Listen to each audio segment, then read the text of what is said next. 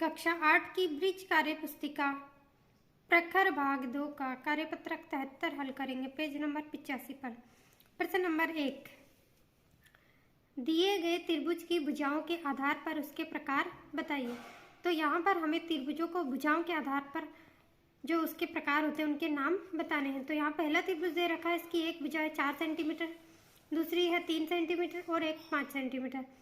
तो इसकी तीनों भुजाएं हमें अलग अलग माप की दे रखी है, 3 सेंटीमीटर, 4 सेंटीमीटर और 5 सेंटीमीटर। तो जब भुजाओं की माप अलग अलग होती है तो वह त्रिभुज कहलाता है विषमबाहु त्रिभुज। अगला त्रिभुज हमें दे रखा है 5 सेंटीमीटर, 5 सेंटीमीटर और 7 सेंटीमीटर। तो यहाँ पर दो भुजाएं बराबर है और तीसरी भुजा अलग है, तो इसे हम दो भुजाएं समान हो और तीसरी भुजा अलग माप की हो तो ऐसे त्रिभुज का नाम होता है समद्विबाहु त्रिभुज। अगला त्रिभुज है 3 सेंटीमीटर, 3 सेंटीमीटर और 3 सेंटीमीटर, तीनों भुजाएं बराबर नाप की है, तो यह हो गया समबाहु त्रिभुज। जिसमें तीनों भुजाएं समान हो वह त्रिभुज कहलाता है समबाहु त्रिभुज। प्रश्न नंबर 2, कोण के आधार पर दिए गए त्रिभुजों के नाम बताइए तथा प्रत्येक त्रिभुज के कोणों का माप भी लिखें। तो यहाँ पर हमें भुजाओं के आधार पर त्रिभुजों के नाम बताए थे, अब हम कोणों के आधार पर त्रिभुजों के नाम बताएंगे। तो कोणों के आधार पर ये त्रिभुज, इसमें एक कोण समकोण है तो इसे बोलेंगे समकोण त्रिभुज। और एक कोण ये 90 डिग्री का हो गया, ये 60 डिग्री और ये 30 डिग्री। तो हमने इसके नाप भी लिख लिए, चांदी की सहायता से नाप कर लिख सकते हैं 90 डिग्री, 30 डिग्री और 60 डिग्री। अगला त्रिभुज देखिए, यहाँ एक कोण 90 डिग्री से अधिक है और 180 डिग्री से कम है तो इसे बोलेंगे अधिक कोण त्रिभुज।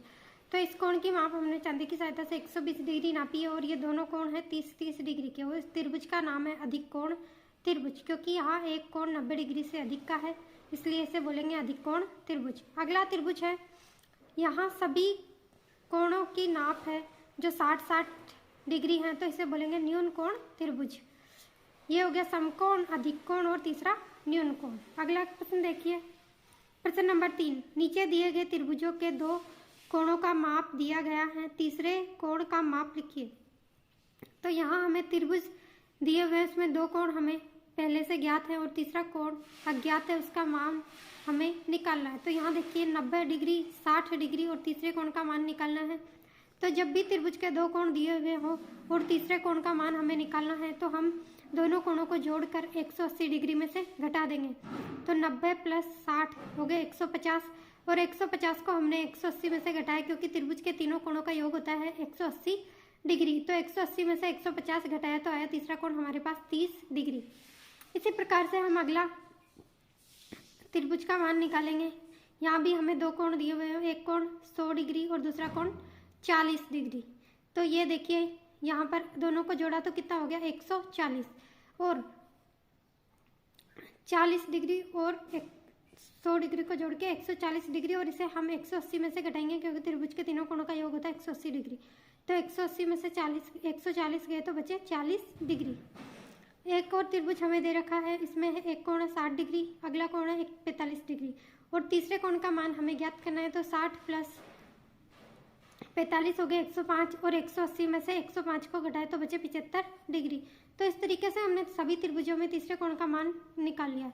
अगला प्रश्न है 4, एक समबाहु त्रिभुज बनाइए जिसकी एक भुजा की लंबाई 6 सेंटीमीटर है, इसके प्रत्येक कोण को चांदी की सहायता से नापिए और लिखिए।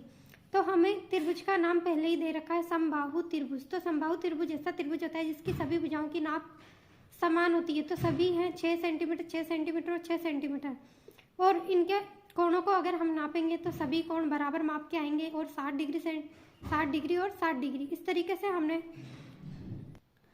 तरीके से हमारा कार्यपत्रक 73 पूरा हुआ।